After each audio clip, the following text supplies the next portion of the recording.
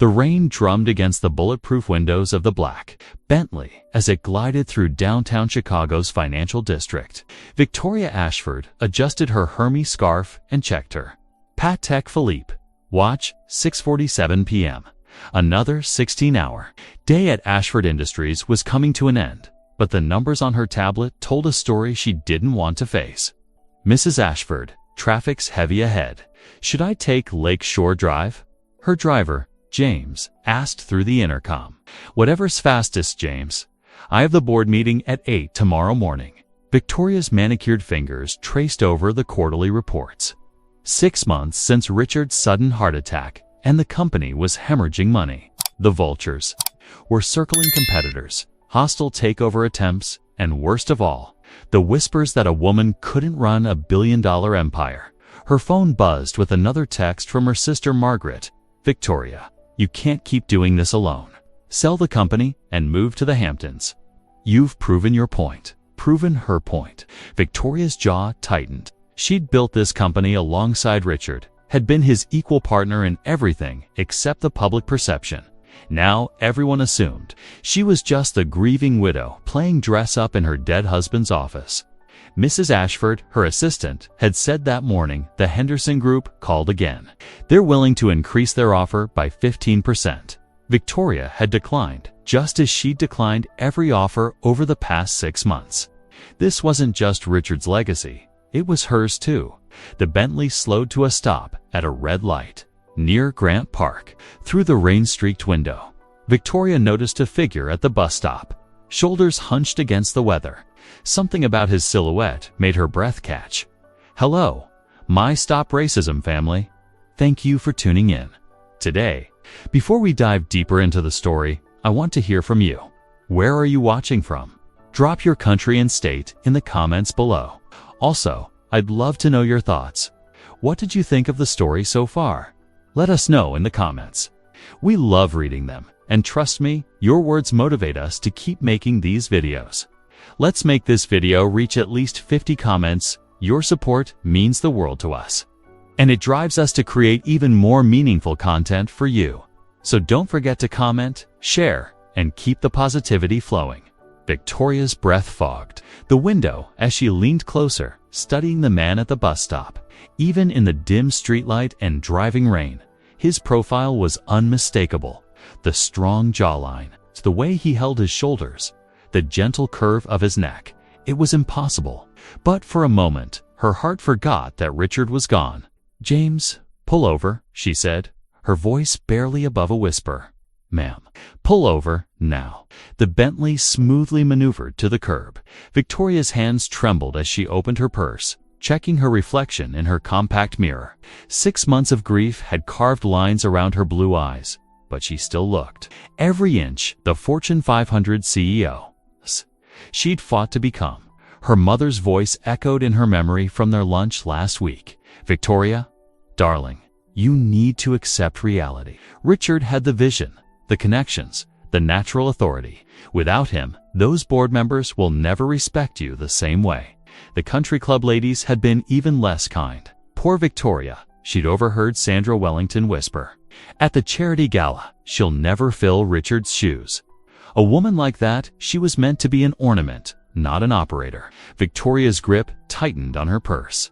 She'd spent 20 years building Ashford Industries, had negotiated deals worth hundreds of millions, had earned her MBA from Wharton while Richard was still finding his footing in his father's firm.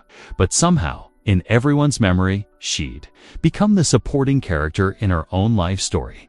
The man at the bus stop shifted, and Victoria's heart lurched again. Richard had been one of the few white men in her world who'd never made her feel like she needed to prove her intelligence, her capability, her right to be in the room. He'd seen her as an equal when everyone else saw her as a beautiful accessory. Now, looking at the stranger who somehow carried himself with that same quiet confidence, Victoria felt something she hadn't experienced in months. Possibility, man. Are we waiting for someone? James asked gently. Victoria took a deep breath. Yes, I think we are. Victoria stepped out of the Bentley, her designer heels clicking against the wet pavement. The rain immediately began to darken her cream-colored coat, but she barely noticed. Her focus was entirely on the man at the bus stop. As she approached, he looked up and Victoria's composure nearly cracked. He didn't look exactly like Richard, but there was something in his eyes, his bearing, that sent her spiraling back to better times. "Excuse me," she said, her voice carrying the authoritative tone she used in boardrooms. "I'm Victoria Ashford." The man, tall, well-built, with kind brown eyes, looked at her with polite confusion. "Ma'am." Victoria's mind raced. She was used to people recognizing her name, her face from business magazines and society pages. His blank expression was both refreshing and slightly irritating. "I said I'm Victoria Ashford, Ashford Industries." She waited for the recognition, the inevitable shift in demeanor that came when people realized they were speaking to someone worth over $1 billion. "I'm sorry, I don't. I'm Darnell Washington." He extended a calloused hand, which Victoria shook briefly. "Is there something I can help you with?" Victoria felt off balance. Usually, introductions involved people scrambling to impress her to establish their connections or credentials. This man's calm politeness was unexpected. "What do you do?" "Darnell," she asked, scanning his work clothes, clean but clearly showing signs of manual labor. "I'm a mechanical engineer. Work at Foster Manufacturing downtown." Darnell glanced at the approaching bus. "Look, lady, I don't mean to be rude, but my bus is coming and I've had a long day." Victoria felt a flash of annoyance. Didn't he understand who she was? The dismissal, the casual way he was ready to walk away from her, it was unlike anything she'd experienced in years. "Wait," she said, stepping closer. "You remind me of someone very important to me. Someone who... Who's gone now?"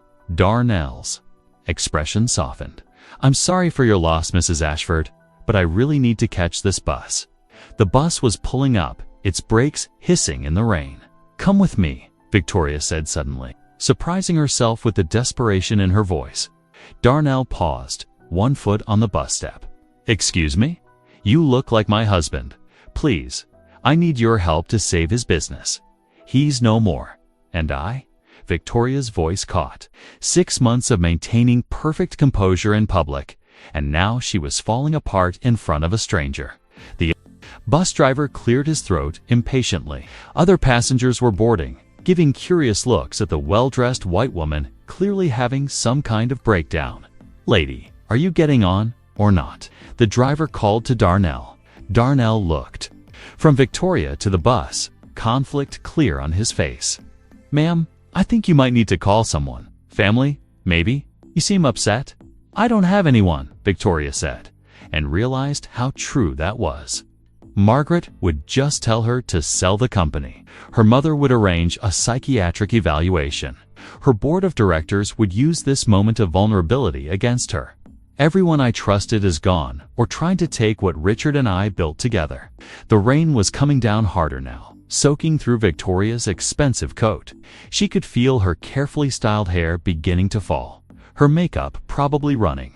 She must look insane, a rich woman accosting strangers at bus stops, begging them to help her save a business they'd never heard of. Richard always said that sometimes you have to trust your instincts, even when logic tells you you're wrong. Victoria continued, her words tumbling out. "My instincts are telling me that somehow you're the answer I've been looking for." Darnell stepped fully off the bus, which pulled away with a diesel growl. "Mrs. Ashford, I think you've got me confused with someone else. I'm just a guy trying to get home after work. Are you?" Victoria challenged. "Because right now, you're a mechanical engineer who chose to miss his bus to make sure a stranger was okay. That tells me something about your character." Darnell studied her face, taking in the grief and determination warring in her eyes. "What kind of help are you talking about?" Victoria felt a spark of hope, the kind that could change both our lives. 20 minutes later, Victoria sat across from Darnell in the back seat of her Bentley, suddenly second-guessing every decision that had led to this moment. What was she doing? She'd just invited a complete stranger into her car based on nothing more than a superficial resemblance to her dead husband and a moment of emotional breakdown. James kept glancing in the rearview mirror, his expression carefully neutral, but clearly concerned. In 30 years of working for the Ashford family, he'd never seen Victoria act so impulsively. "So," Darnell said carefully, "you want to tell me what this is really about?" Victoria studied his face in the soft interior lighting. Without the rain and streetlights distorting her view, she could see that he didn't actually look that much like Richard. The resemblance was more in his bearing, his calm confidence. But that realization only made her feel more foolish. "Not usually like this," she said, her professional composure returning. "I don't pick up strangers or have emotional outbursts in public. What are you usually like?" Victoria considered the question. Controlled, decisive. Some would say ruthless. She smoothed her damp hair.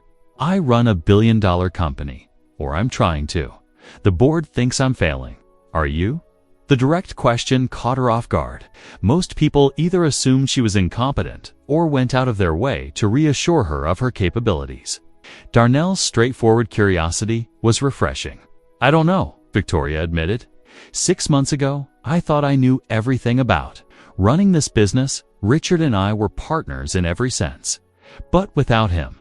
She trailed off, staring out at the Chicago skyline. "Everyone's waiting for me to fail. Why? Because I'm a woman trying to do a man's job, according to them." Darnell was quiet for a moment. "Sounds like you need better people around you."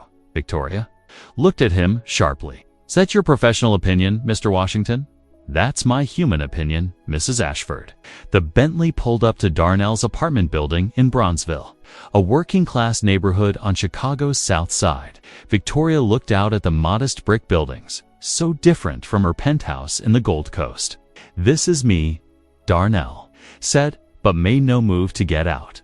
"Mrs. Ashford, before I go, can I ask you something?" "Of course." "When you say I remind you of your husband, what do you mean exactly?" Victoria considered how to answer.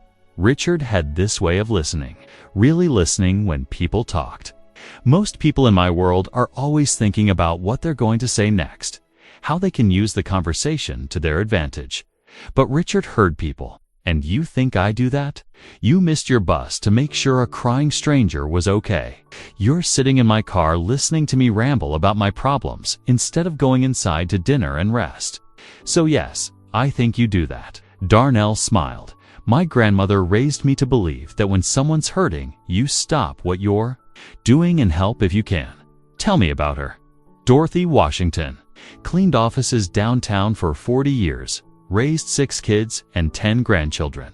Never made more than minimum wage in her life, but she was the richest person I ever knew."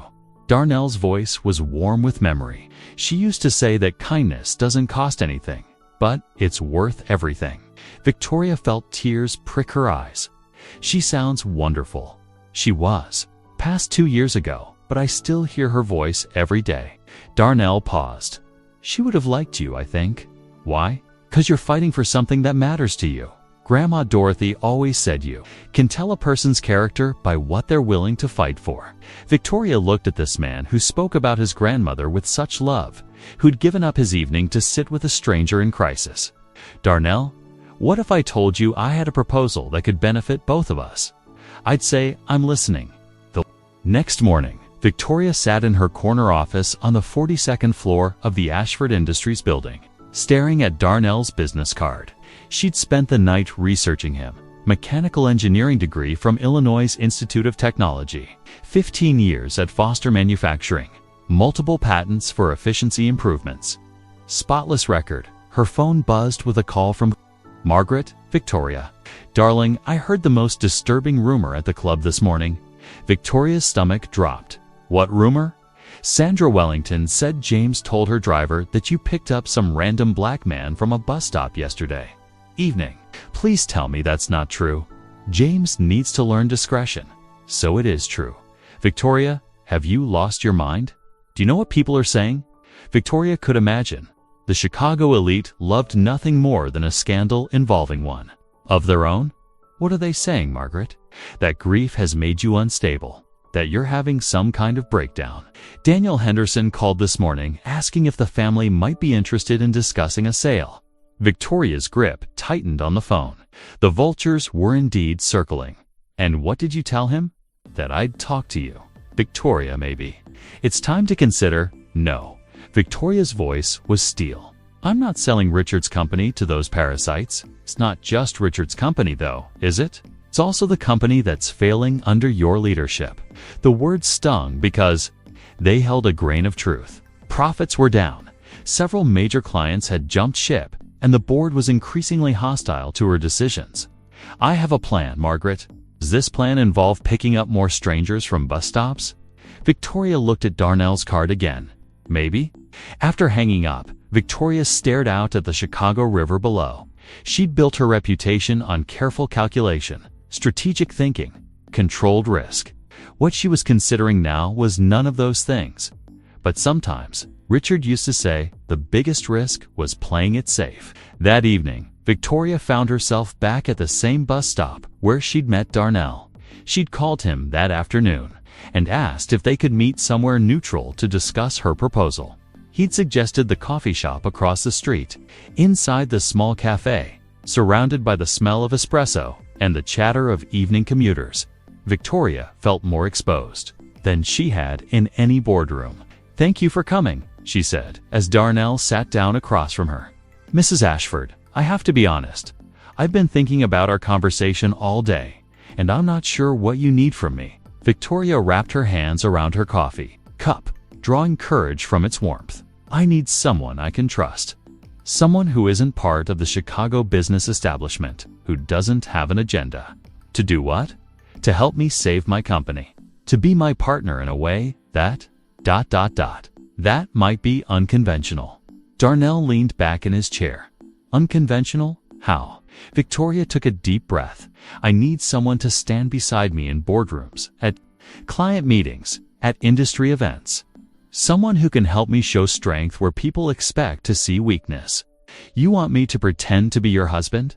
"No," Victoria said quickly.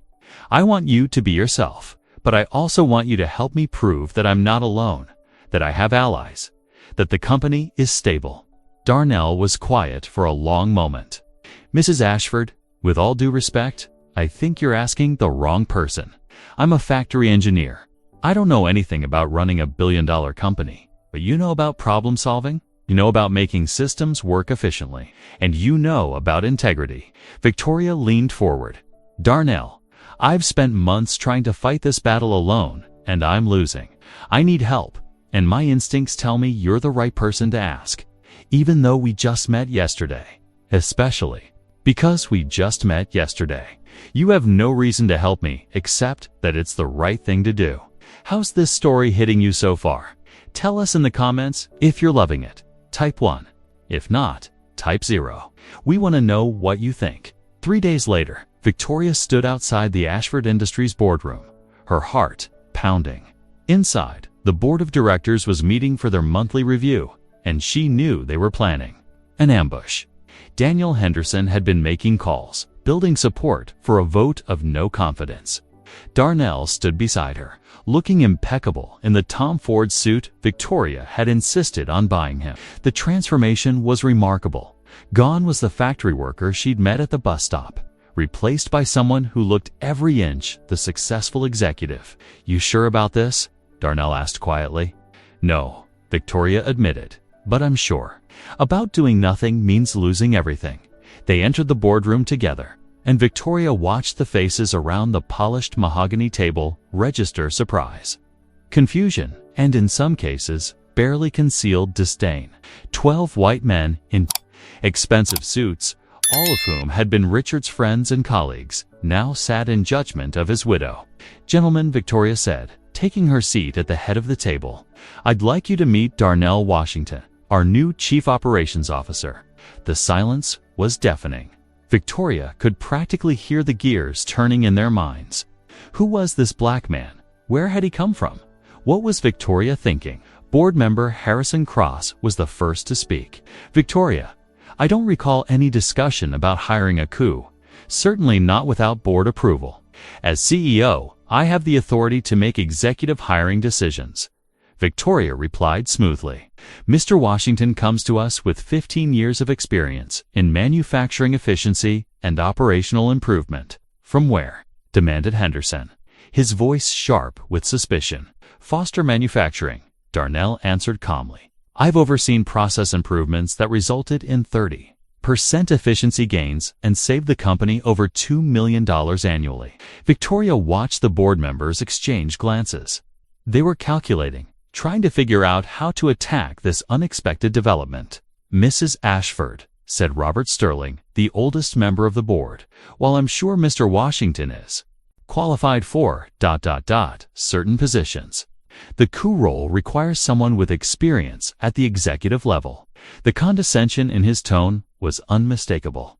Victoria felt her temper flare, but Darnell's calm presence beside her kept her centered. With respect, Mr. Sterling, Darnell said, I'm curious about what specific qualifications you think I'm lacking. Sterling's face reddened. Well, the executive suite requires a certain ... cultural fit. The room grew uncomfortably quiet. Victoria realized they'd reached the moment she'd been dreading and anticipating, the moment when the board's prejudices would be exposed.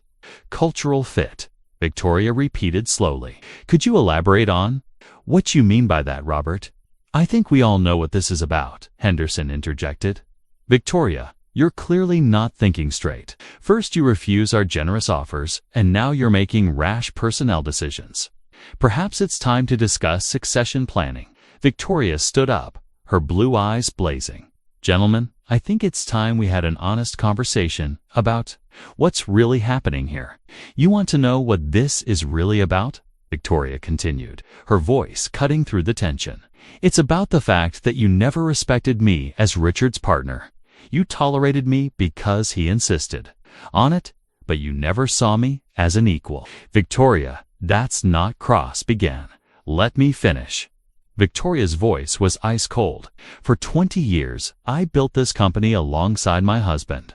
I negotiated the Yamamoto deal that brought in $200 million in revenue. I designed the European expansion strategy that opened 5 new markets. I created the sustainability initiative that's now industry standard. The board members shifted uncomfortably in their chairs. But somehow, in your memory, I was just the pretty wife who smiled at company parties. Well, gentlemen, Richard is gone, and you're stuck with me. Darnell watched Victoria with something approaching. This was the woman who'd built a business empire. Fierce, brilliant, uncompromising. Mrs. Ashford, Henderson said slowly, no one is questioning your contributions. But the bottom line is, the company is struggling. Profits are down. We've lost clients, and the stock price has dropped 15% since Richard's death. Because you've been sabotaging me? Victoria shot back, questioning my decisions in client meetings, spreading doubt about my leadership, positioning yourselves for a takeover. That's a serious accusation. Sterling said. Victoria pulled out her phone and played a recording. Henderson's voice filled the room. She won't last 6 months. The woman's in over her head. We need to be ready to step in when she fails. The recording continued with Sterling's response. Agreed. Richard's death was tragic, but maybe it's an opportunity to get real leadership back in place. The silence that followed was deafening. Gentlemen, Darnell said quietly, I think Mrs. Ashford has made her point. Victoria looked around the table at faces that had gone pale with shock and embarrassment. Here's what's going to happen, she continued. Anyone who can't support my leadership is welcome to resign. Those who stay will help me rebuild this company the right way. 2 weeks later, Victoria stood before a packed auditorium at the Chicago Business Council's annual conference. Word had spread about the boardroom confrontation, and the business community was buzzing with speculation about Ashford Industries' future. Victoria looked out at the sea of faces: competitors, clients, journalists, and industry leaders. In the front row sat the board members who'd chosen to stay, along with Darnell, whose calm presence had become her anchor in the storm. Ladies and gentlemen, Victoria began, her voice carrying clearly through the microphone. 6 months ago, I lost my husband and business partner. Today, I want to talk about what I've gained. She clicked to her first slide, showing Ashford Industries' recent performance metrics. In the past month, we've secured 3 new major contracts, improved operational efficiency by 25%, and launched an innovation initiative that's already generating industry interest. Murmurs rippled through the audience. Victoria had their attention. These improvements came not despite the changes in our leadership, but because of them. Because sometimes losing what you thought you needed forces you to discover what you actually have. She gestured toward Darnell. Darnell Washington joined our team as Chief Operations Officer 3 weeks ago. His insights into manufacturing, efficiency, and process improvement have already saved us over $1 million. Victoria paused, looking directly at Henderson, who sat stone-faced in the third row. But more importantly, he's helped me remember that business success isn't about maintaining old networks or preserving traditional power structures. It's about solving problems, creating value, and building something that serves people. The applause started slowly, but built to a strong ovation. Victoria noticed several board members from competing companies leaning forward with interest. Ashford Industries isn't just surviving the transition, we're thriving because of it. And to anyone who's been waiting for us to fail, I have one message: keep waiting. As she left the stage, Victoria felt lighter than she had in months. She'd stopped trying to prove she could fill Richard's shoes and started proving she could forge her own path. How's this story hitting you so far? Tell us in the comments if you're loving it. Type 1. If not, type 0.